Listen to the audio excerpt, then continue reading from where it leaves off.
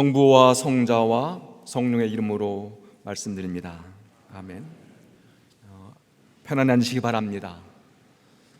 우리 주일학교 어린이들이 있으니까 우리 성찬 예배가 더 아름답고 더 귀한 것 같습니다. 아주 평상시에는 막 떠드는 날들인데 오늘은 아주 조용히 있어서 참 기특합니다. 교회는 그리스도의 몸이며 만물을 완성하시는 분의 계획이 그 안에서 완전히 이루어집니다. 지난 금요일 11월 1일은 모든 성인의 날이었고 또 서울주의성당 설립 128주년 기념일이었습니다. 오늘 우리는 설립 기념일과 모든 성인의 날 축일로 이 성찬 예배를 하나님께 봉헌하고 있습니다. 우리가 이렇게 주일로 옮겨서 설립기념일과 모든 성인의 날 축일을 지키는 이유는 더 많은 신자들이 그 뜻깊은 날을 기억하고 기념하기 위함입니다. 아울러 오늘은 추수감사 주일로 이 예배를 봉헌합니다.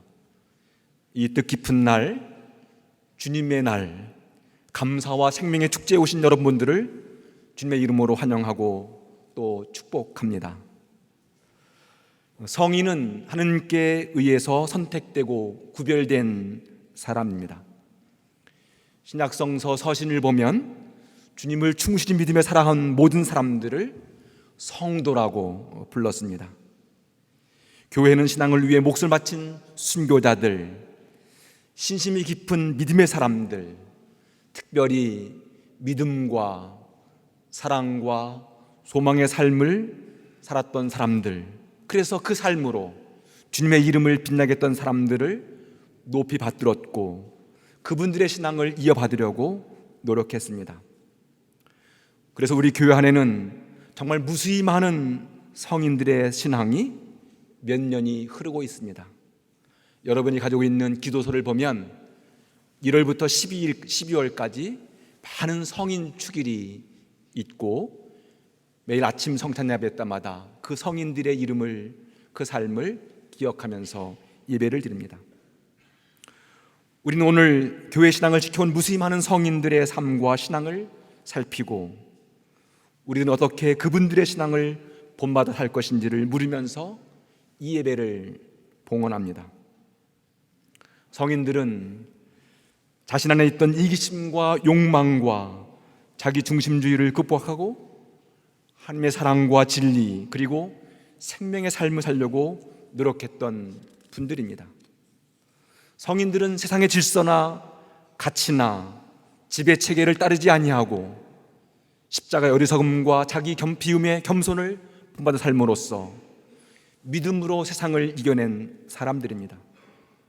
성인들은 세상의 눈이나 가치 판단에서 볼 때 때로는 무모하고 때로는 바보처럼 보였지만 그들은 오로지 주님만을 바라보고 주님께서 가신 그 길을 따라 살면서 세상을 거슬러 산 사람들입니다. 성인들은 자신의 삶 안에서 겪는 아픔이나 고난 그리고 견딜 수 없는 고통 속에서도 하나님의 진리와 사랑 안에서 기뻐했고 감사의 삶을 살면서 참으로 행복한 삶을 누렸던 분들입니다. 물론 성인이라고 해서 인간적으로 흠이 없거나 완벽한 분들은 아닙니다. 그분들도 역시 인간적인 결함이나 약점이 많았습니다. 때로 실수도 했고 실패도 했습니다. 그럼에도 불구하고 그들은 실수와 실패 그리고 인간적인 약점 때문에 하나님을 향한 믿음이 병들지 아니했고 시련이나 역경 속에서 그 믿음이 침몰당하지 아니했습니다. 오히려 실수나 실패를 경험할 때마다 더욱 진솔하고 정직하게 하느님 앞에 나아갔고 자신들의 허물과 약점을 인정했습니다. 그리고 그런 경험을 통해서 더 깊고 더 풍성한 하나님의 사랑과 은총 그리고 축복을 경험했습니다. 우리 교회는 이렇게 성인들의 삶을 본받아서 살려고 노력했던 많은 믿음의 사람들이 있습니다. 여러분 주위를 보시면 내가 살고 있는 믿음의 그 노력보다 더 순수하고 더 진실하고 정직한 믿음의 사람들이 우리 주위에 참 많습니다.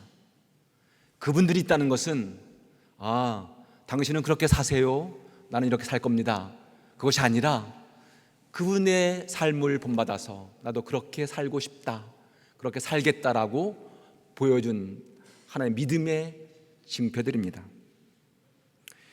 우리 교회 안에는 참으로 훌륭한 분들이어서 교회 역사에 이름을 남긴 분들이 많지만 이름도 없이 빛도 없이 온 마음과 정성을 다해서 주님을 섬기고 교회를 위해서 헌신하신 분들이 참 많습니다.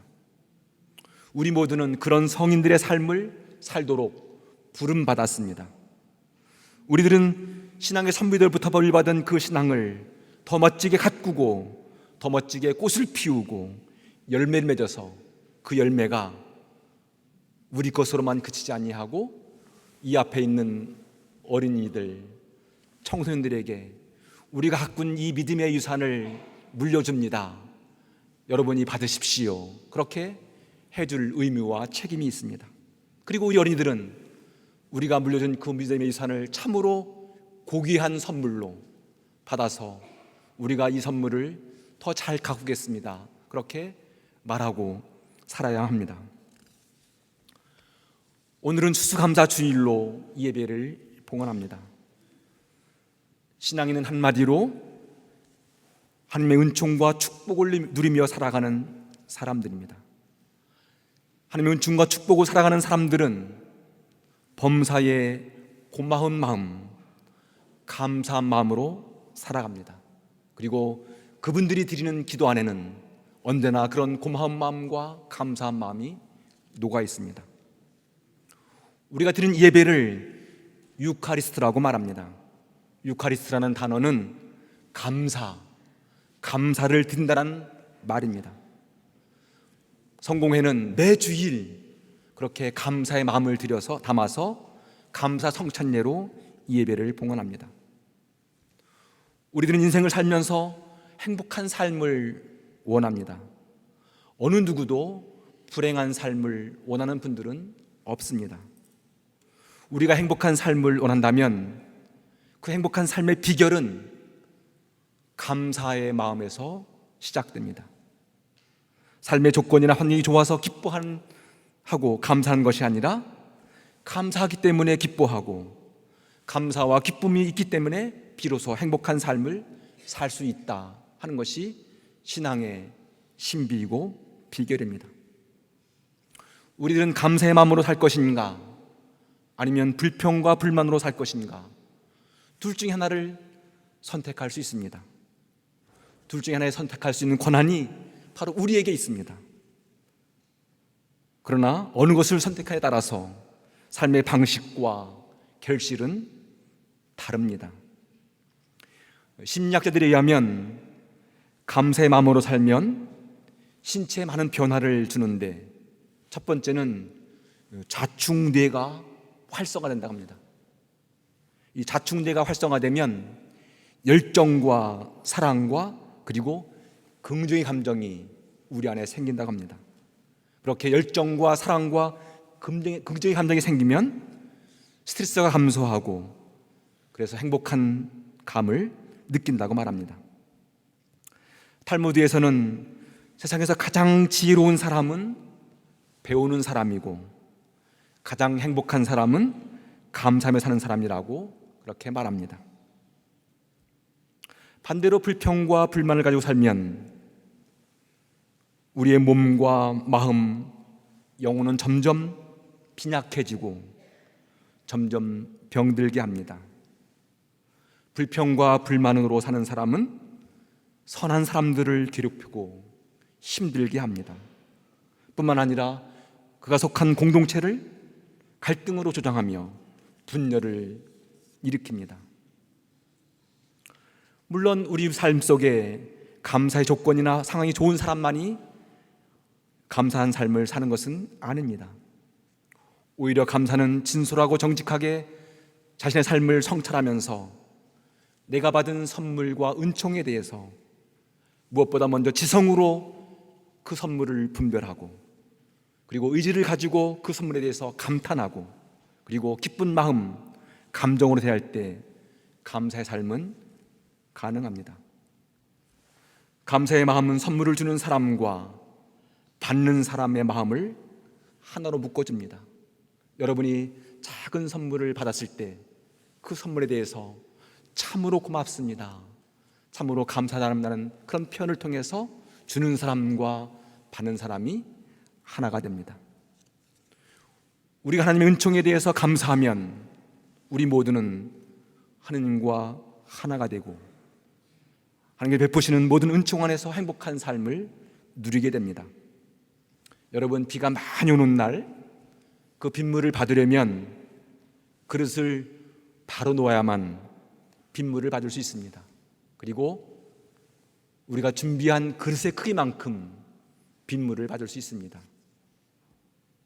이처럼 감사는 하나님의 은총과 축복을 받는 그릇을 바로 놓는 것과 같습니다.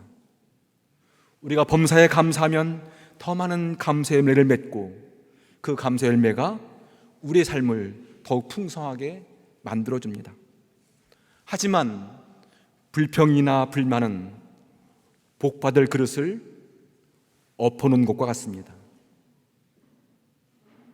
아무리 비가 많이 와도, 아무리 좋은 선물을 주어도 그릇을 엎어놓으면 그 빗물을, 선물을 받을 수가 없습니다. 여러분, 한번 시험해 보십시오. 하루에 3번 여러분이 사랑하는 사람들, 여러분의 가족들, 이웃들에게 참으로 고맙습니다, 감사합니다 라는 말을 한 달 동안 해보십시오. 여러분의 삶에 어떤 변화가 일어나는지.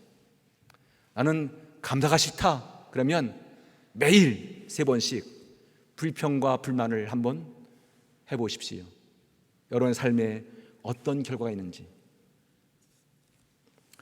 여러분, 제대 앞에 보시면 아주 다양한 과일, 열매들이 이 앞에 있습니다. 어떤 거를 택할까? 사과를. 이 사과를 보십시오. 여러분 보시기 어떠세요? 빨갛고 잘 익은 사과가 보기도 좋고 참 아름답지요? 네, 속이 꽉 찬 사과, 이 풍성한 사과가 맺기까지의 그 시간과 과정을 한번 묵상해 보십시오. 금년에는 특별히 더 많은 태풍이 지나갔습니다. 그런 어려움과 시련 속에서도 이 사과는 끝까지 나무에 매달려 있었고 이렇게 멋진 사과를 열매 맺었습니다. 이 사과 안에 온갖 신비와 은총이 깃들어 있음을 우리가 알게 됩니다. 이 과일을 보면서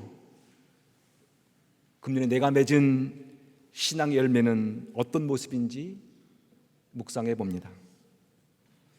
지난 해 동안 내가 무수히 많은 사람들과 관계를 맺으면서 그 사람 속에 나는 무엇을 심었는지, 그 사람 안에 내가 심은 것들이 어떻게 자라고 있으며 어떻게 꽃을 피우고 있으며 어떤 열매를 맺고 있는지를 생각해 봅니다.